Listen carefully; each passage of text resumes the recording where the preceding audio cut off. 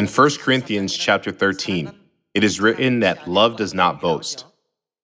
On the other hand, in the book of Jeremiah, it is written that we should boast. We may think that it is a little contradictory, but the words written in 1 Corinthians chapter 13 indicate that we should not boast about ourselves. And the words written in the book of Jeremiah enlighten us that we should boast about God and this truth. God has granted us everything, even our body and soul. It is God who created them. Moreover, God has given special talents to each person. Eventually, we can realize that nothing came from us. In this regard, God awakens us that we must not boast about our own strength.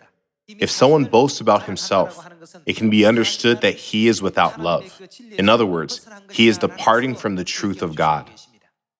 Let's take a look at Jeremiah, chapter 9, verse 23.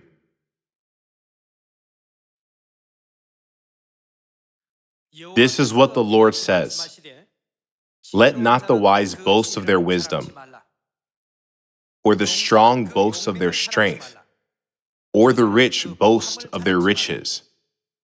But let the one who boasts boast about this, that they have the understanding to know me, that I am the Lord, who exercises kindness, justice, and righteousness on earth. For in these I delight, declares the Lord. When reading this verse, some people may think that God is very self-righteous and dictatorial. However, it is because God knows that if we boast about ourselves, we will leave him eventually. Think about the history of the Tower of Babel in the book of Genesis. They said, let us build ourselves a city with a tower that reaches to the heavens.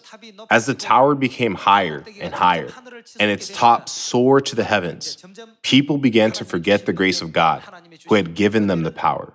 In their eyes, they could see the huge Tower of Babel, which was made of human power.